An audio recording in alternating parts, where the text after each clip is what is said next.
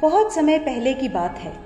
सरयू नदी के किनारे अयोध्या नाम का एक सुंदर राज्य था। अयोध्या के राजा थे राजा दशरथ। उनकी 3 रानियां और 4 पुत्र थे, राम, लक्ष्मण, भरत और शत्रुघ्न। जब राजा दशरथ ने राम को राजा बनाने की घोषणा की, तब सभी लोग बहुत खुश हुए, लेकिन रानी कैकेयी खुश नहीं थी। महाराज, क्या आपको याद है आपने मुझे 2 वचन दिए थे? आज उन वचनों को पूरा करने का समय आ गया है। मेरा पुत्र भरत राजा बने और राम 14 वर्ष के वनवास को जाए।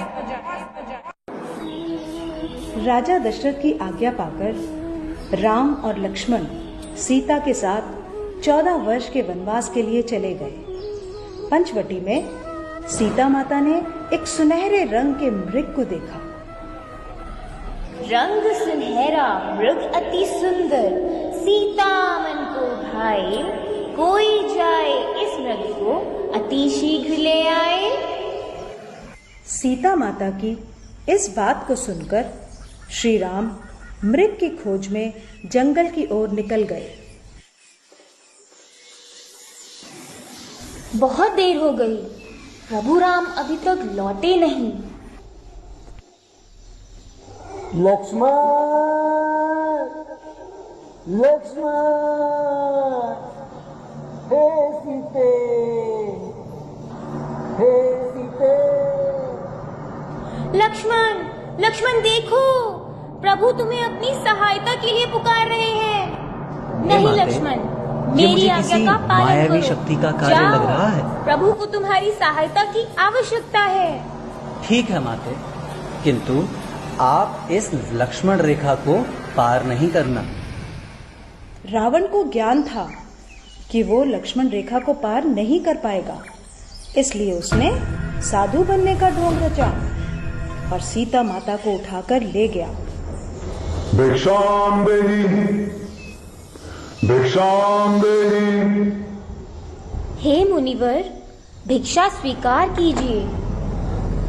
हे देवी, एक साधु का इतना अनादर, घर के द्वार से ही भिक्षा देकर भेजना चाहती हो। जाओ, नहीं चाहिए तुम्हारी भिक्षा। नहीं नहीं मुनिवर, रुकिए, मैं आती हूँ। बचाओ!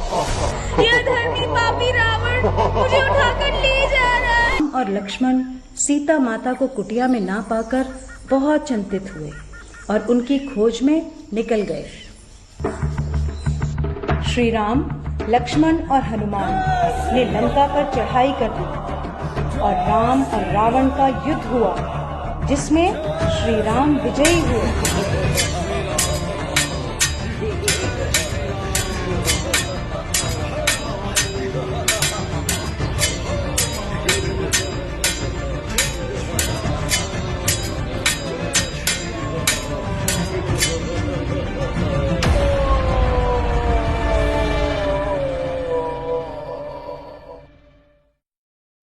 इसलिए इस दिन को विजयदशमी कहा जाता है।